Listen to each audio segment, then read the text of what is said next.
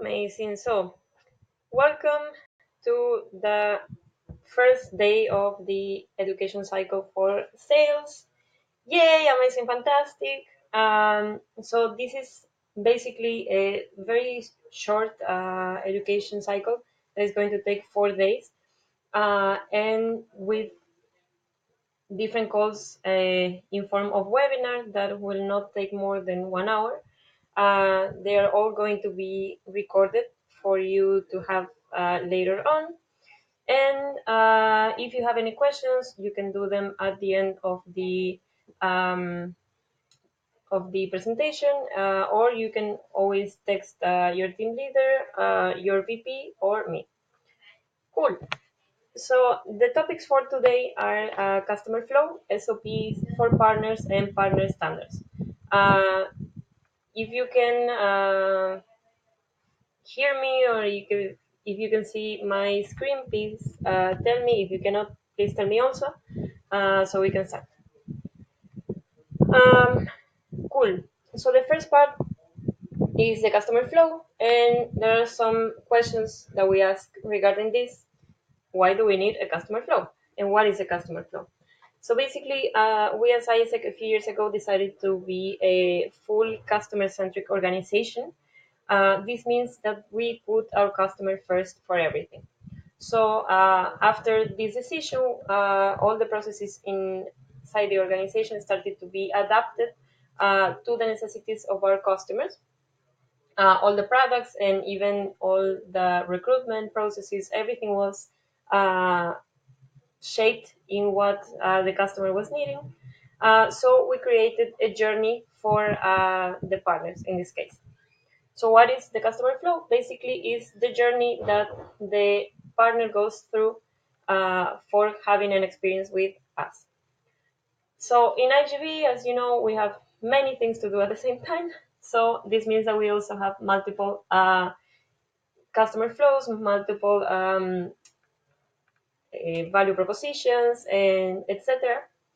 So for the customer flow is not an exception. We have two, which in this case is the both customer flows are intersected in one of the parts of them.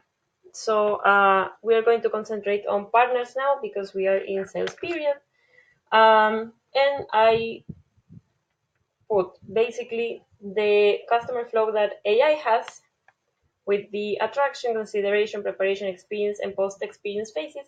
But I also added one pre-attraction one. So the phases for this customer flow are no longer five, but six for us. And there is something very simple for the pre-attraction part. That is that before doing all the calls, visits, and everything, we should do an evaluation of the market. What does it mean? It means that each LC has already some different accounts that they have been using for several years, or new accounts that can be potential partners. But it doesn't mean that all of them can fit in what we do and in what our products and projects in particular offer to the partners. So the idea of the pre-attraction phase is to make an analysis of the market that we have, see if they can fit into our products and into our portfolio in specific. And once we have this, the member that is going to be in charge of doing the calls and the visits, and once we have all the partners that we have decided that we want to work with them, that we want to target with our attraction, we need to do a research on this account to see actually what is the proposal that we can make for them on how can we collaborate together.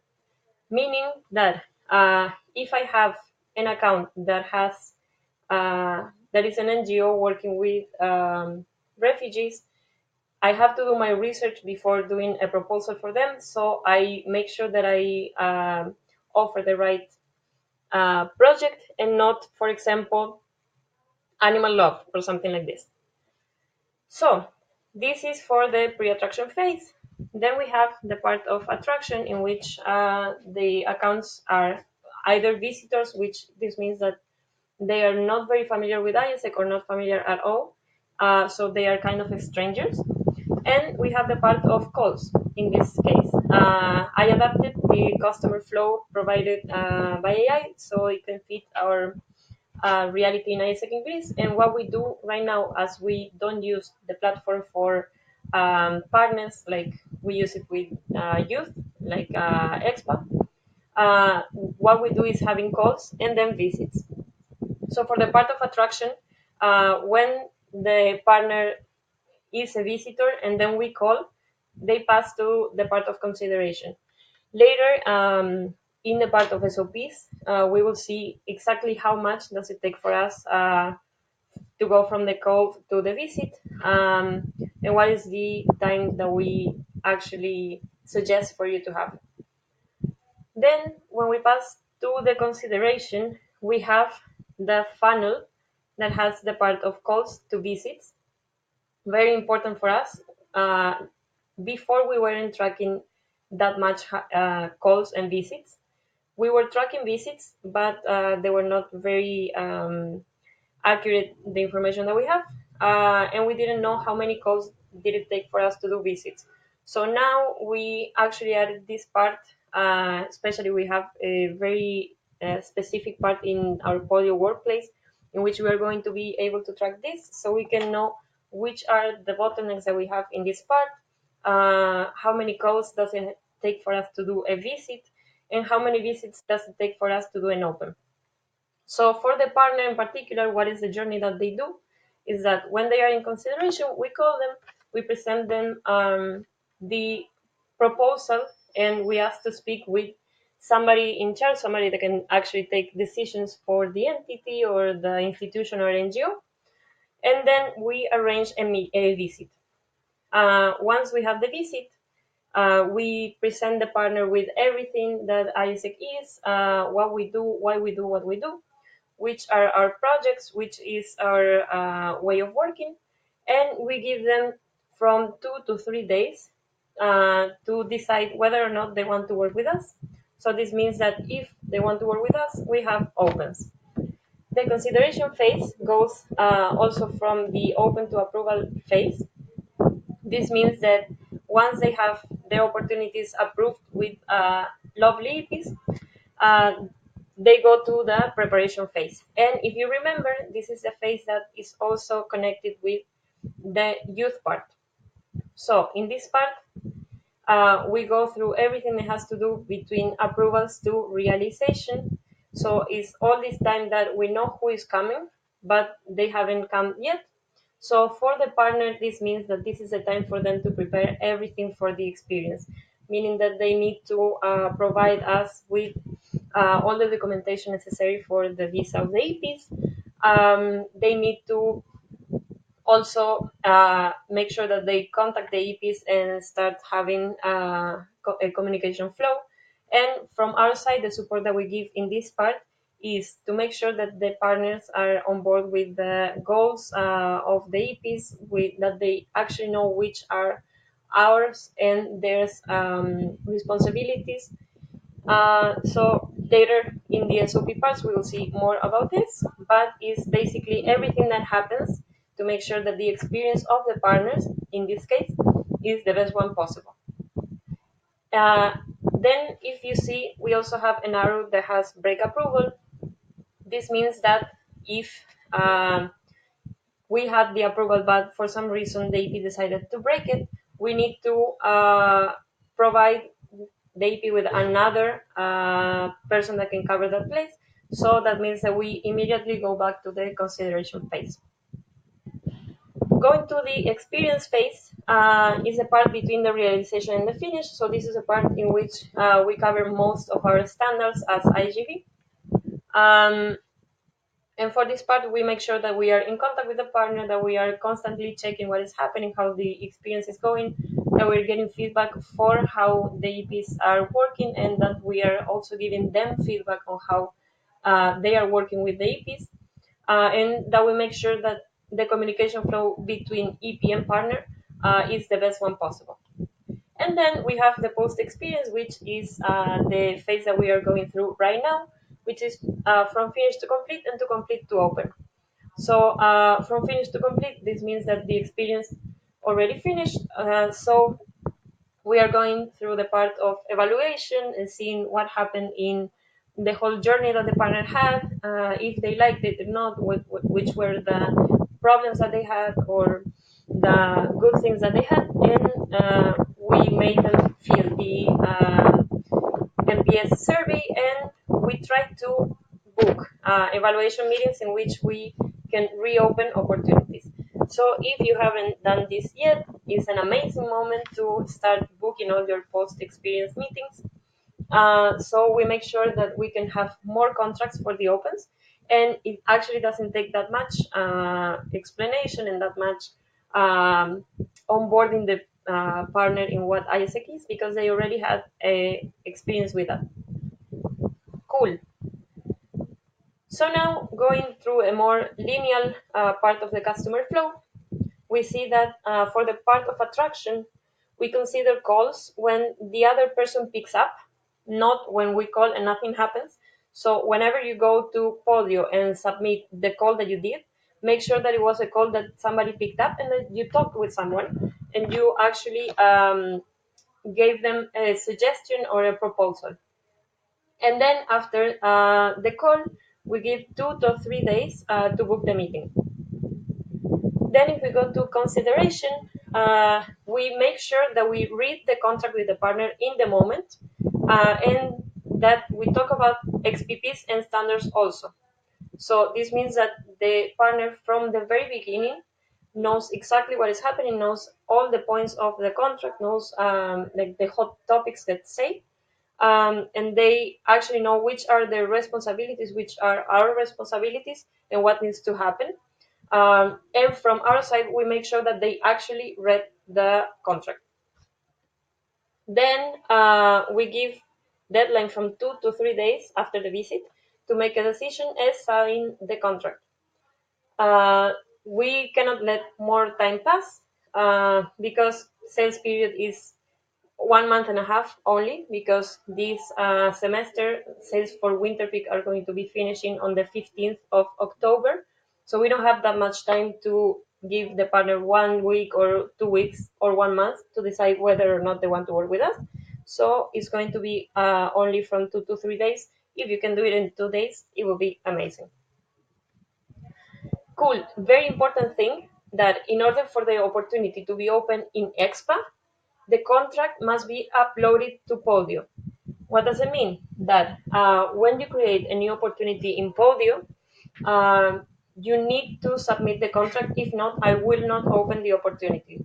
Why? Because we need to keep accountable for the things that we are doing, and we need also to keep the sustainability of information of the organization, and also for the finance to for our finances, to have more easy the access to the contracts, and for them to be having a part where they can collect and check all the contracts that actually we have them and that they are part of the opportunities.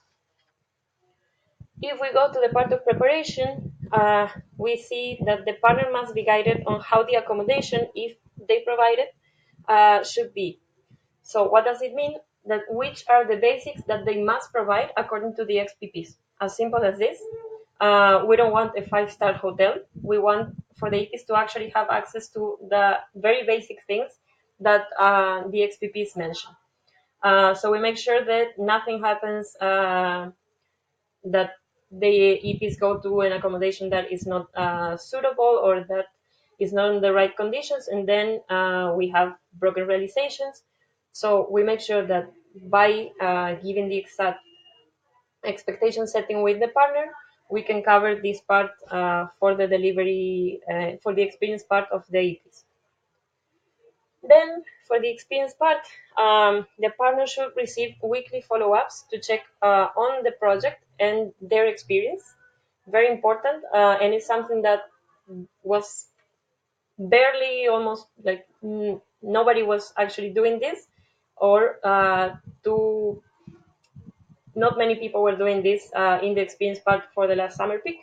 So this is something that must be done. This is something that must be included because it's also in the XPPs, and because we needed to actually perform better and have feedbacks for ourselves to see how we can be better for the following realizations.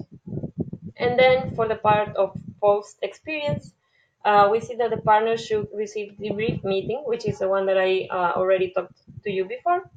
And in these meetings, we evaluate the whole project, and we give them feedback. They give us feedback. We take note of everything that they say, so we can use it for the next realizations. And in this part, once again, we try to make the re-races for new opens. Cool. So actually, if you have any question about customer flow, you can open your mic and we can see it. If not, we can go to the SOPs for partners, in which I put in here a bit.ly that you can also use. So you can enter in here and check what we are doing. I'm putting it in the chat. So we can go through the SOPs really quickly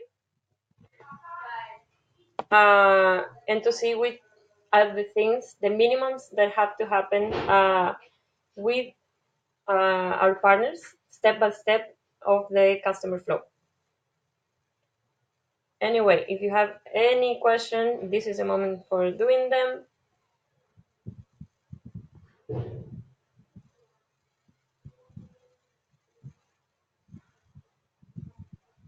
Also, if you can enter into the link, let me know.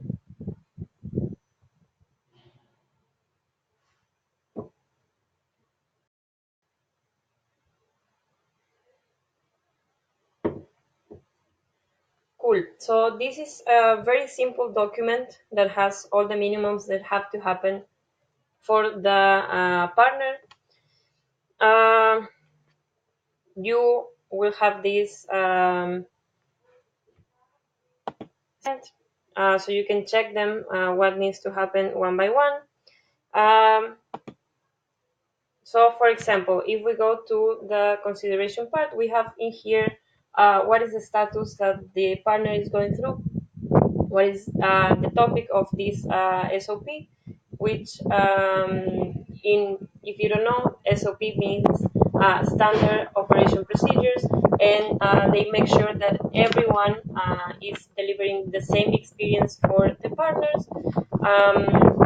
So we make sure that ISEC has the same, like if we are in ISEC in Argentina, ISEC in Egypt, or ISEC in Greece, we deliver the same for partners or for youth. In this case, it's only the partners SOPs, and they were adapted to the reality of Greece.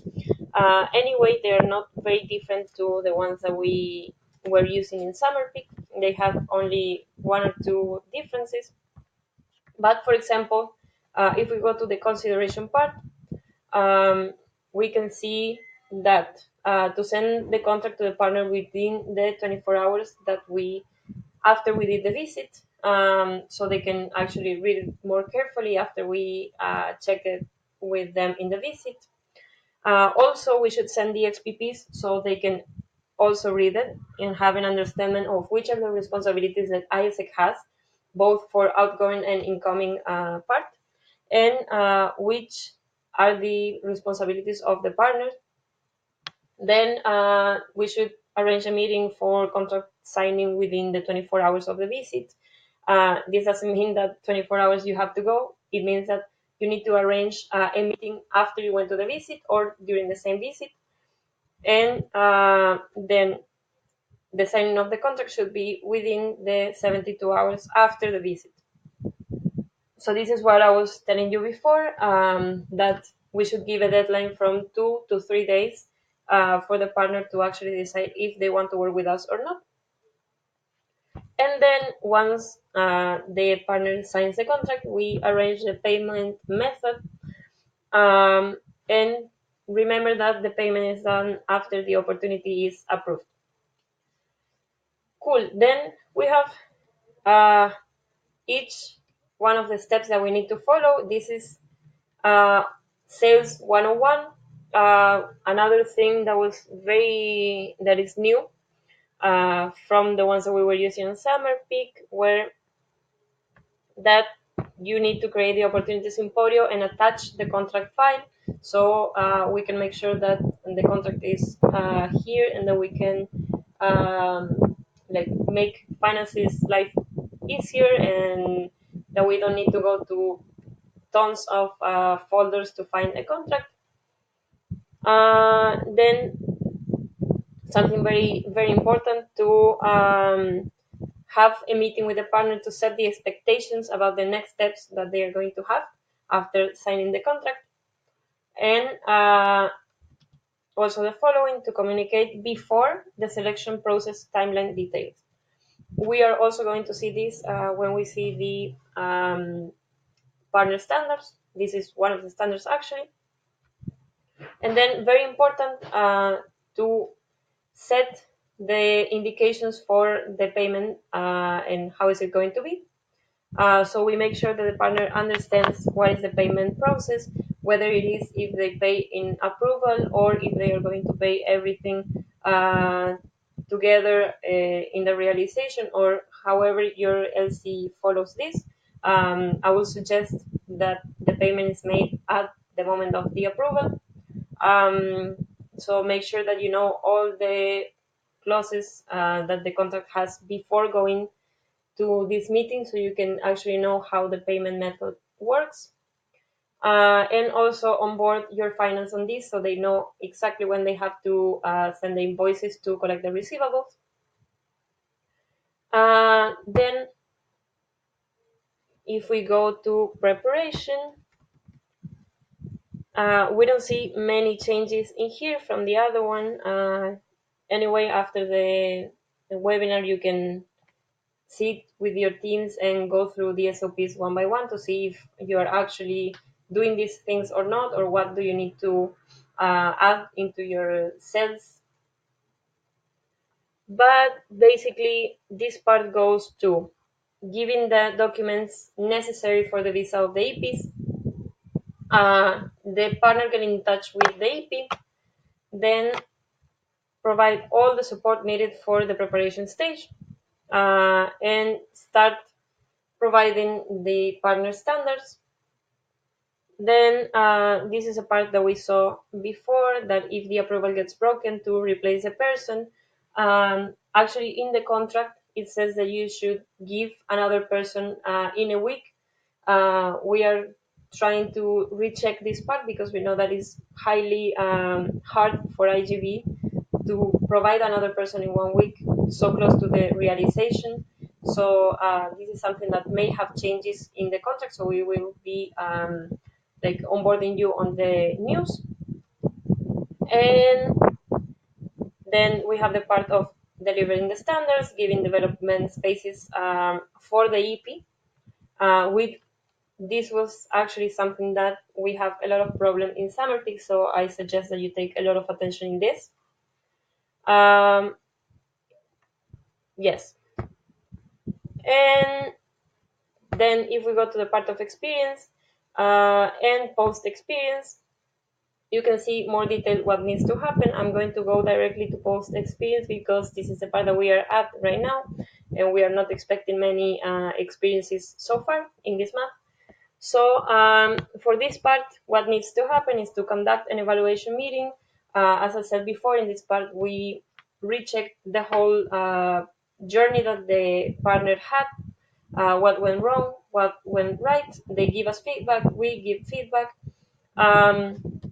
We make sure the partner fills the NPS survey. We collect showcasing materials, very important, especially to sell again our opportunities and to sell specific projects. And then we have different activities depending on what happened with the NPS. If we have promoters, we invite them to ISEC events, to refer the programs, to write testimonials, and of course to re-raise. And then we have different actions for detractors and passives.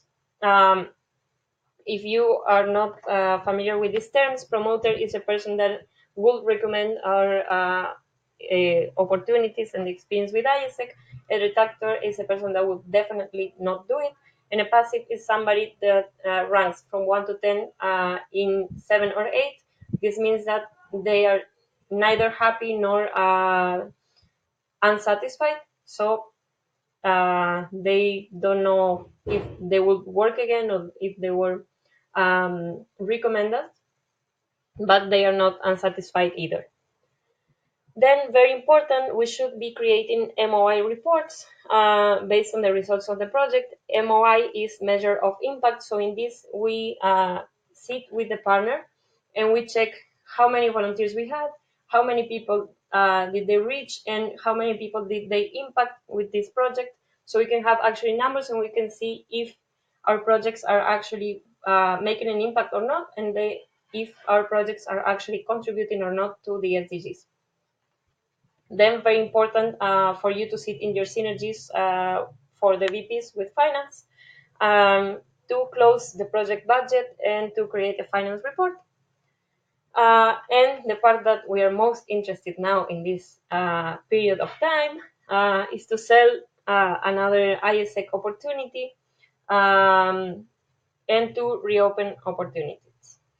So this is the one that you should be focusing a lot with your sales team, so they can actually have more opens for the following peak and even for summer peak if it is possible. Cool. So going back to the presentation, we have one more topic left, which is the standards for partners.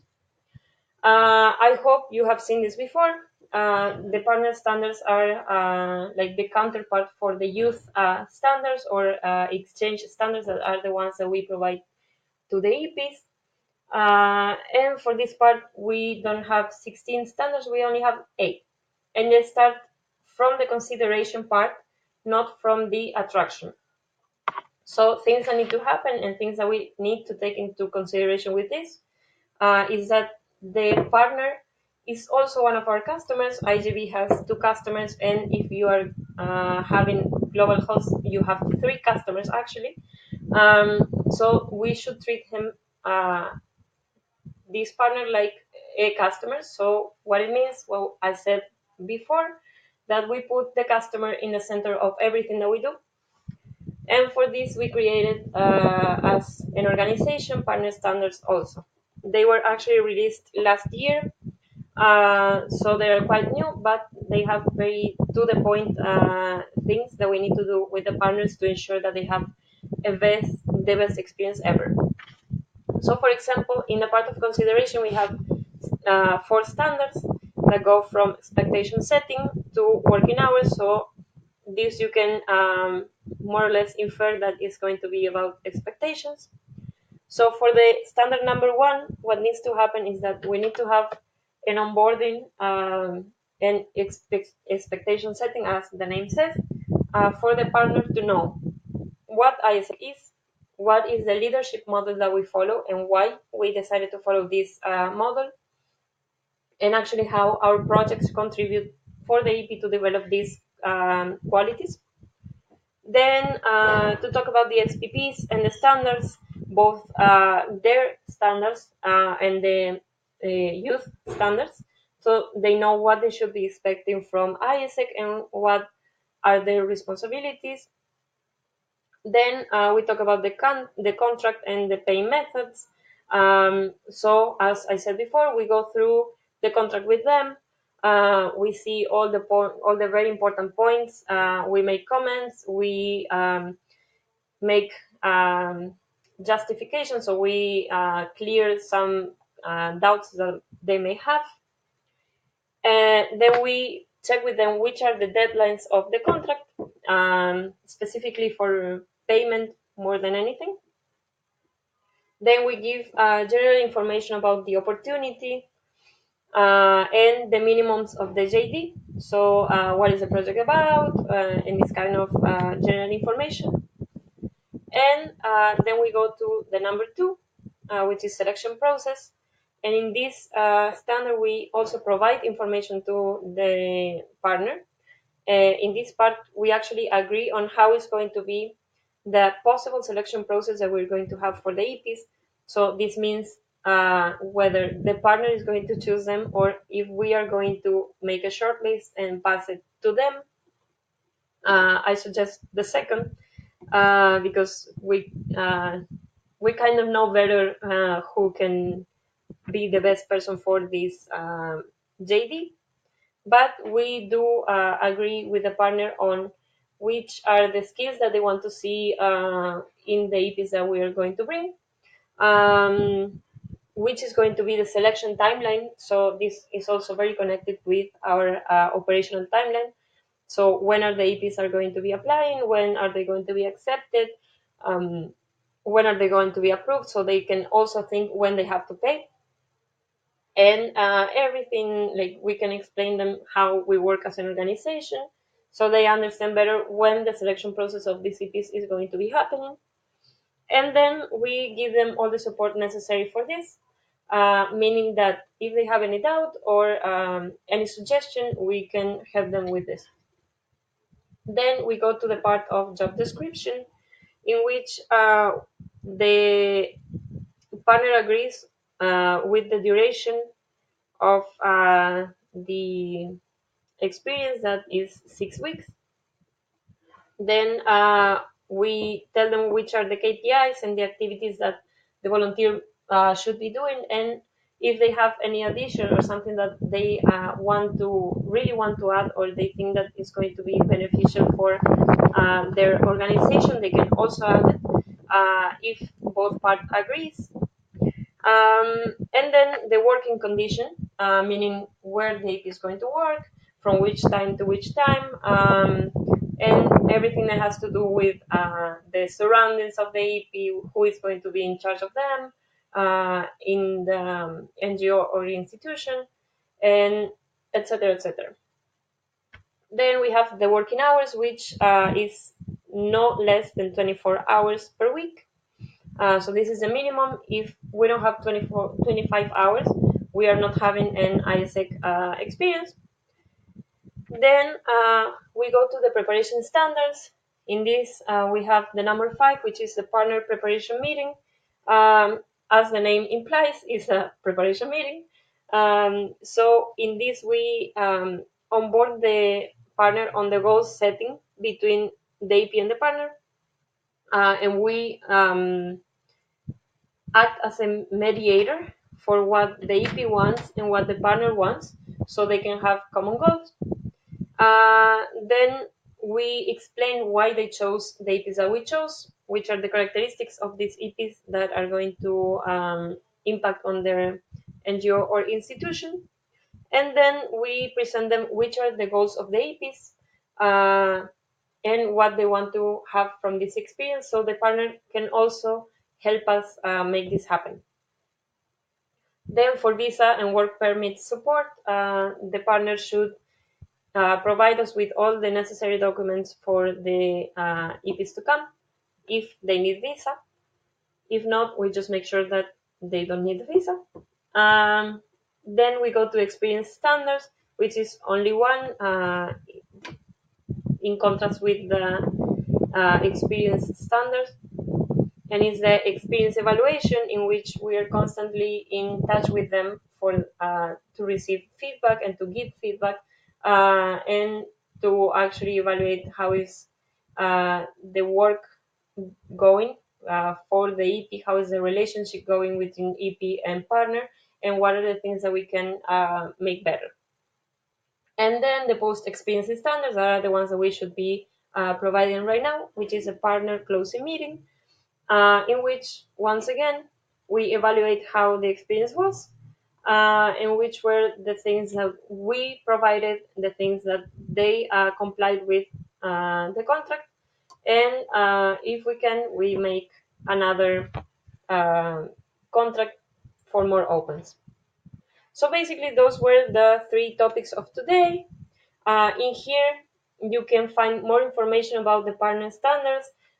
This is a hub that AI created. So In here you have booklets, videos, everything that can give you more information about the standards if you need it, and questions.